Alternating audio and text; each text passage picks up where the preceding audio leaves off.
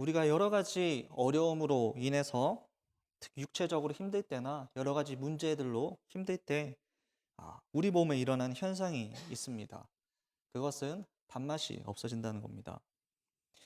그러다가 이제 몸과 마음이 회복이 될 때 일어나는 현상이 배가 고프다는 겁니다.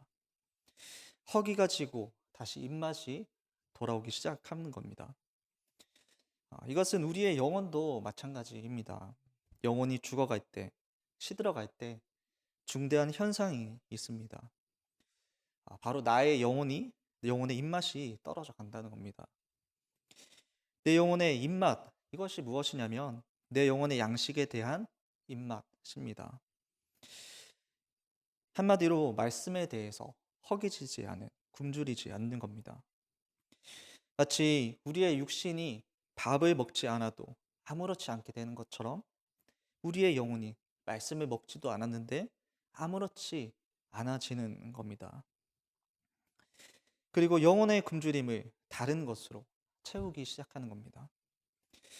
반대로 내 영혼이 회복이 될 때, 살아나기 시작할 때 가장 먼저 일어나는 일이 입맛이 돌아오는 것, 말씀에 대한 갈망이 생겨나고 말씀을 향한 굶주림이 생겨나는 겁니다. 우리의 영혼의 입맛이 돌아오는 것입니다. 그것이 내 영혼이 회복되는 가장 중요한 사인입니다. 오늘 본문 말씀을 보시면 이스라엘 백성들, 그 민족들 가운데서 아, 그러한 일들이 일어나는 것을 볼 수 있습니다. 이스라엘 백성 가운데 영적 회복의 역사가 일어나는 장면을 보여줍니다. 이스라엘이 성벽이 재건되고 성이 완성이 되어 갔는데 이것이 그 당시 백성들에게는 큰 소망이 되었습니다. 왜냐하면 오랫동안, 아주 오랜 기간 동안 나라가 망하고 현실 가운데 그러한 영적 패배주의에 젖어들어 있었기 때문입니다. 백성들은 말씀을 향한 굶주림도 사라져가는, 무뎌져가는 그러한 상태였습니다. 그런 상태에서 하나님의 사람 느헤미야를 통해서 하나님의 역사가 보여지기 시작했습니다. 성벽이 재건되는 일이 일어나게 된 겁니다. 하나님의 백성들이 돌아오고 그리고 그들 마음 가운데 하나님을 향한 소망이 회복되는 겁니다. 그때 동시에 일어나는 그 일이 바로 말씀을 향한 갈망이 회복되는 것이었습니다. 오늘 이 말씀이 선포될 때 우리에게도 하나님의 말씀을 향한 그 갈망이 회복되기를 바랍니다.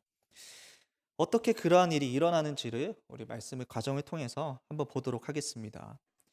1절과 2절을 우리가 함께 한 목소리로 읽어보겠습니다. 1절과 2절 말씀입니다. 시작.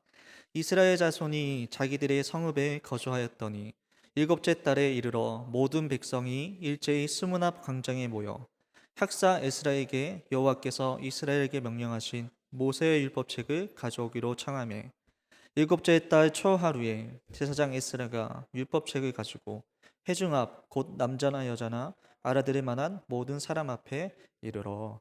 아멘. 네, 우리가 방금 읽었던 이 말씀은 시간적 배경을 말해주고 있습니다. 이 말씀에서 일곱째 달 초하루라고 하는데 이때는 굉장히 의미가 있는 날입니다. 이 날은 나팔절이라고 해서 한 해의 시작을 알리는 날입니다.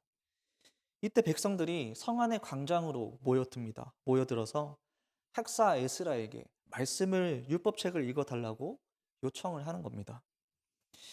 이 부분이 놀라운 장면입니다. 민족적인 놀라운 집회가 열리고 있습니다. 그런데 이 집회는 윗사람들이 기획해서 계획해서 진행된 것이 아니라 백성들로부터 자진돼서 시작된 집회라는 겁니다. 미리 계획된 어진 것들이 아니라 백성의 요청으로부터 시작된 것. 하나님의 백성들 안에서 일어나고 있는 거룩한 열정과 거룩한 갈망으로부터 시작된 집회라는 겁니다. 백성들이 이렇게 모여서 어떻게 집회가 이루어져야 할지를 이야기를 하는데요. 뭐라고 얘기하냐면 우리에게 율법책을 읽어 주십시오라고 요청을 하고 있는 겁니다. 예를 들면 우리가 주보 광고에다가 집회를 합니다라고 광고를 해서 모이는 것이 아니라 성도분들이 모여서 우리는 집회를 해야 합니다라고 요청하는 겁니다. 오늘 우리 가운데도 이러한 거룩한 갈망이 회복되기를 소망합니다. 그런데 이들이 가진 갈망, 이 갈망은 말씀에 대한 갈망이었다는 겁니다.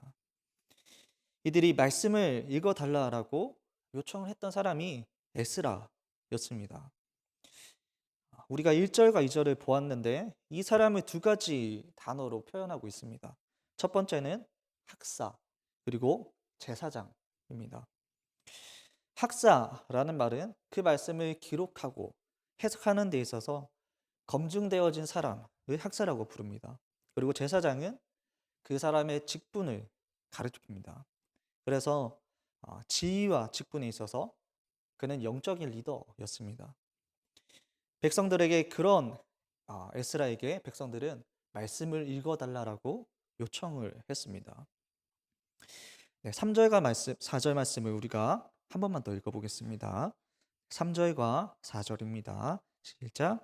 수문 앞 광장에서 새벽부터 정오까지 남자나 여자나 알아들을 만한 모든 사람 앞에서 읽음에 뭇 백성이 그 율법책에 귀를 기울였는데 그때의 학사 에스라가 특별히 지은 나무 강단에 서고 그의 곁 오른쪽에 선자는 mat디자와 스마야와 아나야와 우리야와 hil기야와 마아세와요 그의 왼쪽에 선자는 브다야와 미사엘과 말기야와 하숨과 하스바나타와 스가랴와 무슬람이라. 아멘. 네, 계속해서 이어지는 이 구절에서는 이날에 있었던 이 백성들로부터 시작되어진 집회가 어떠한 형태로 진행이 되었는지를 보여주고 있습니다. 이 집회는 살펴보면 매우 단순합니다. 특별한 요소가 하나도 없어 보입니다. 우리가 요즘에 생각하는 집회라고 한다면 전문 찬양팀이 있고 그리고 전문 프로그램들이 있는 이러한 형태의 집회를 생각을 할 것입니다. 그런데 본문에 나오는 이 이스라엘 민족 가운데 일어나게 했던 이스라엘 민족의 영적 흐름에 있어서 터닝 포인트가 되었던 이 집회에는 딱 한 가지밖에 없었습니다. 말씀에 찬양팀도 없고 아무것도 없습니다. 딱 한 가지, 에스라가 하나님의 말씀을 들고 그 말씀을 읽어 준 겁니다. 그가 그 말씀만 읽어줬습니다. 새벽부터 점심까지 말씀을 읽어준 겁니다. 말씀밖에 없었는데 말씀을 듣고서 그 영혼들이 변화가 되고 공동체가 새롭게 되는 놀라운 역사가 부흥이 일어나기 시작했다는 겁니다. 여러분들은 말씀만으로 충분하십니까? 우리 안에 그러한 영적인 확신이 있어야 합니다.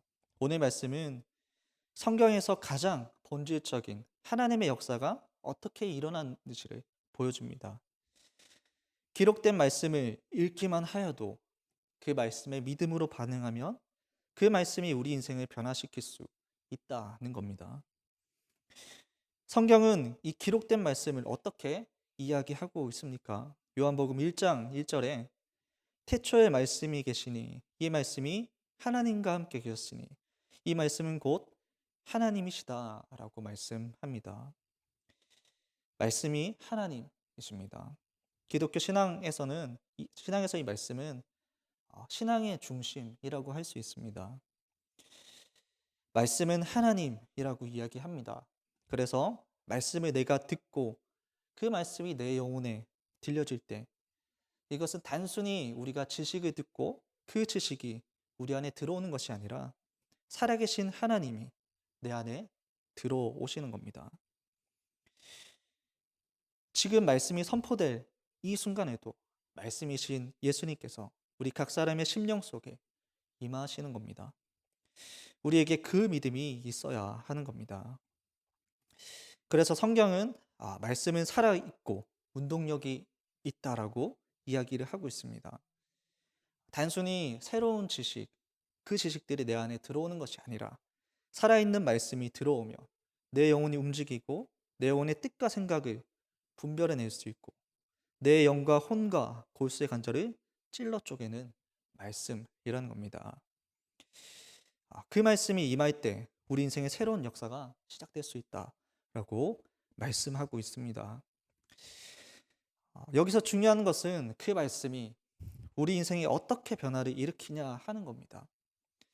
그것은 내가 그 말씀에 대해서 내가 어떻게 반응하느냐에 달려 있습니다. 어떻게 말씀에 반응하는가입니다. 말씀 자체는 하나님이시기 때문에 내가 경외하는 마음으로 믿음으로 순종하고 반응하면 그 말씀이 내 인생에 놀라운 역사를 이루실 것이고 반대로 말씀을 대수롭지 않게 생각하고 여기면 단지 지식으로만 정보로만 여기고 고문서로만 여긴다면 그저 이 말씀은 세상의 지식을 제공해주는 책밖에 되지 않을 겁니다.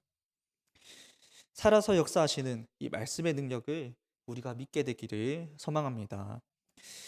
그 말씀 앞에서 이스라엘 백성들의 반응이 매우 중요합니다. 그들의 반응이 바로 말씀이 인생을 변화시키느냐 못하느냐를 가리기 때문입니다. 그들의 반응을 5절과 6절에서 한번 보도록 하겠습니다. 우리 5절과 6절을 한번 읽어보도록 하겠습니다. 시작. 에스라가 모든 백성 위에 서서 그들 목전에 책을 펴니 펼 때에 모든 백성이 일어서니라. 에스라가 위대하신 하나님 여호와를 송축하며 모든 백성이 손을 들고 아멘 아멘 하고 응답하고 몸을 굽혀 얼굴을 땅에 대고 여호와께 경배하니라. 아멘. 네, 이렇게 말씀이 들려졌을 때 백성들이 보였던 반응은 두 가지로 나눌 수가 있습니다.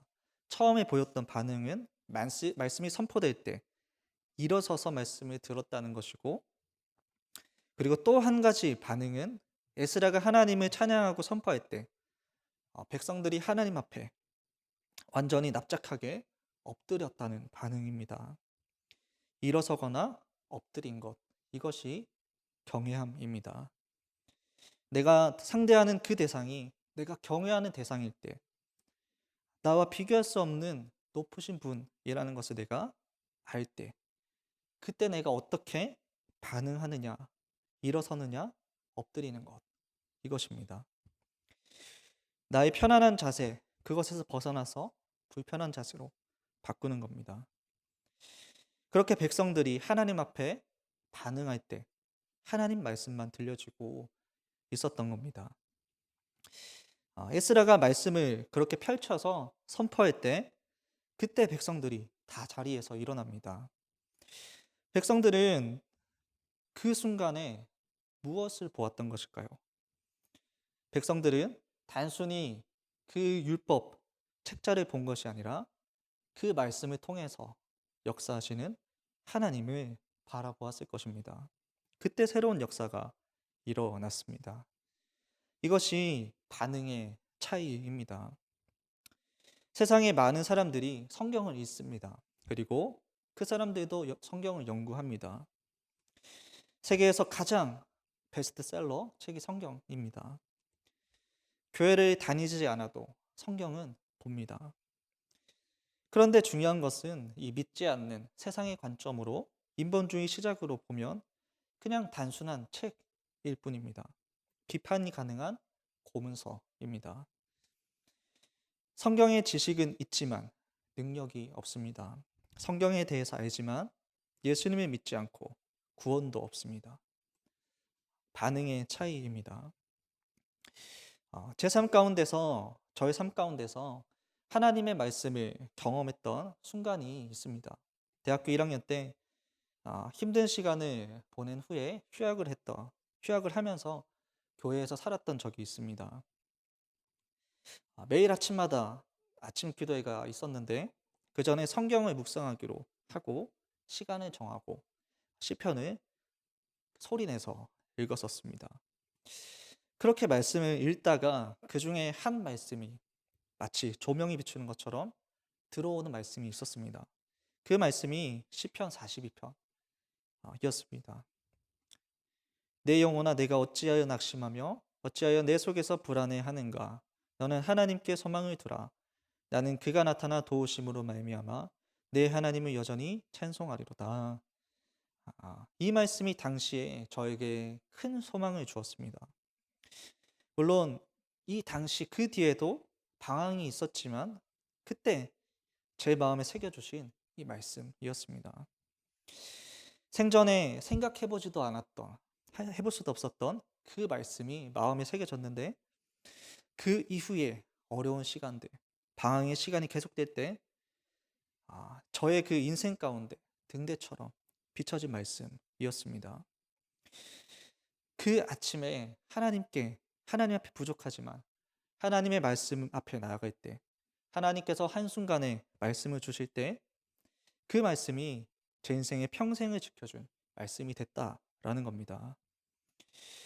오늘 우리가 말씀 앞에 어떻게 반응하느냐, 어떻게 반응하며 나아가느냐 하는 것이 중요합니다.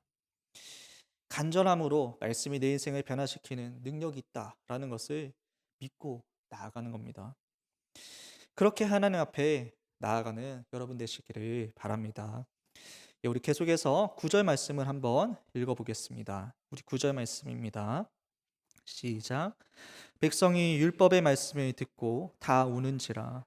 총독 느헤미야와 제사장 겸 학사 에스라와 백성을 가르치는 레위 사람들이 모든 백성에게 이르기를 오늘은 너희 하나님 여호와의 성일이니 슬퍼하지 말며 울지 말라 하고. 네. 방금 읽었던 이 9절 말씀이 백성들의 반응입니다. 말씀을 듣고 그들이 깨달았을 때 백성들이 울기 시작했다는 겁니다. 하나님이 임하시고 역사하시면 내 안에 영적인 반응이 이렇게 일어나는 겁니다. 하나님이 임하실 때 그들은 울기 시작했는데 왜 울었을까요? 그들은 너무나 오랜 시간 동안 말씀을 듣지 못했던 그들의 심령 가운데 하나님 말씀이 선포될 때 하나님의 기준을 새롭게 깨닫고 알게 되었던 겁니다. 하나님의 그 기준이 자신들의 삶에 임하기 시작하니까 내가 하나님 앞에 어떠한 존재인지, 내가 얼마나 죄인인지를 깨닫기 시작하는 겁니다. 그때 그들이 눈물로 반응을 나타나기 시작합니다. 오늘 우리가 하나님 말씀 앞에 서야 하는 이유도 이것입니다. 하나님의 기준 앞에 서기 위해서입니다. 그 앞에서 내가 어떠한 존재인지를 깨닫기 위함입니다. 그래서 이 눈물은 하나님을 만난 사람들의 공통적인 반응입니다. 그래서 예수님은 요한복음 말씀에서 애통하는 자는 복이 있나니 그들이 위로를 받을 것이라 이렇게 말씀하십니다. 애통이라는 것은 그냥 눈물을 찔끔 흘리는 것이 아니라 대성통곡을 하는 겁니다. 울지 않고서는 도저히 견딜 수 없는 그 마음이 심령에 임하는 겁니다. 진짜 하나님을 만나게 되면 이렇게 하지 않을 수 없다는 겁니다. 내가 죄인인지를 깨달으면 하나님 앞에 울지 않을 수 없습니다. 그러면 하나님이 그때 위로해 주신다는 겁니다. 하나님이 주시는 이 위로는 세상의 위로와는 같지 않습니다. 세상이 주는 위로는 말로만 하는 위로일 뿐이지만 하나님의 위로는 우리를 위해서 죽으신 사랑입니다. 그래서 예수님의 위로는 참된 것입니다. 오늘 내 인생의 진짜 위로, 그 하나님의 위로를 우리 모두 경험하게 되기를 주님의 이름으로 축복합니다. 하나님을 향한 이 회개의 눈물, 하나님께 간절히 부르짖어 나아갈 때 눈물을 흘리지 않은 사람은 아무도 없습니다. 눈물이 메말랐다라고 말하는 것은 내 인생이 괜찮게 살고 있다라는 것이 아니라 내 영혼이 무뎌져 가고 있음을 의미합니다. 내가 죄인인데 깨달아지지 않고 나의 존재가 어떠한지 무뎌지고 크게 느껴지지 않고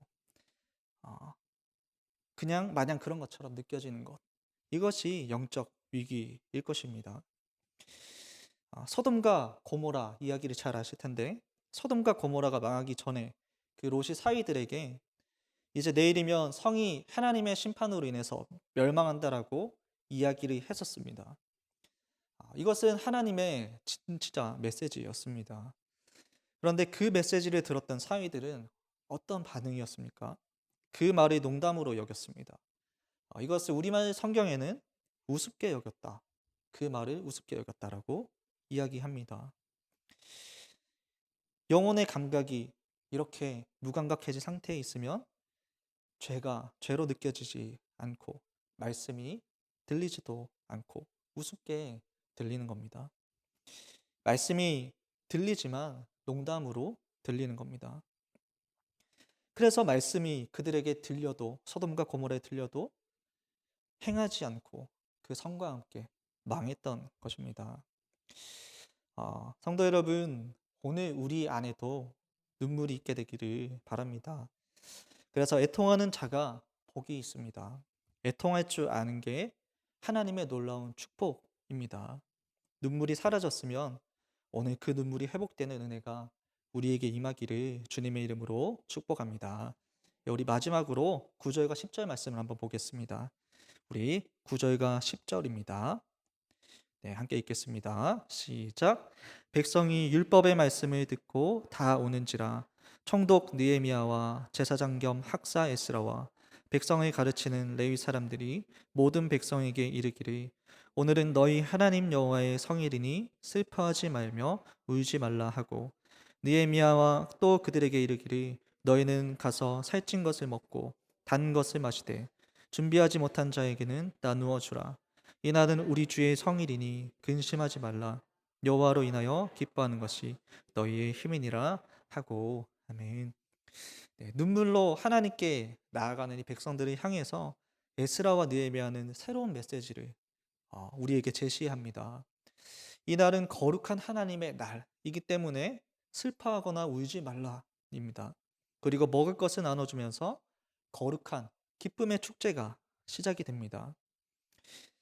그리고 나서 여호와를 기뻐하는 것이 너희 힘이다라고 선포합니다. 거룩하신 말씀 앞에 경외함으로 반응하며 나아가는 사람의 두 가지 반응이 나옵니다. 첫째는 하나님 말씀 앞에 우는 겁니다. 두 번째 반응은 그 눈물이 기쁨으로 변화되는 겁니다. 슬픔이 웃음으로 바뀌게 되는 겁니다. 눈물의 회개는 기쁨의 축제로 바뀌게 됩니다. 눈물의 회개가 없이는 기쁨의 축제가 시작되지 않습니다. 눈물로 나아가지 않고서는 하나님의 위로가 임하지 않습니다. 우리 인생에서도 이 두 가지의 영적 반응이 일어나게 되기를 바랍니다. 눈물로 하나님께 나아갈 때 죄 대신 화관을 씌워 주실 겁니다. 눈물로 닦아 주시고 기쁨을 우리에게 부어 주실 것입니다. 이것이 예배입니다. 우리 예배도 이러한 역사가 일어나기를 소망합니다. 하나님 앞에서 눈물 흘리고 기뻐 뛰는 예배입니다. 그때 진짜 영적인 부흥, 거룩한 부흥이 시작될 것입니다. 이스라엘 민족 가운데 하나님의 새 역사가 일어났듯이 우리 가운데도 하나님의 새 역사가 시작될 것입니다. 이스라엘 백성들이 하나님 앞에 눈물을 흘리고 기뻐할 때 하나님도 눈물을 흘리시고 기뻐했을 것입니다. 백성들이 했던 이 반응들은 하나님의 마음이 나누어진 반응이라고 할 수 있습니다. 하나님이 기뻐하시기에 백성들도 기뻐하는 겁니다. 그래서 예배는 하나님과 우리가 하나가 되는 현장이라고 할 수 있습니다. 오늘 우리가 드리는 이 예배가 바로 그러한 예배가 되기를 간절히 소망합니다. 네, 우리 함께 기도하도록 하겠습니다.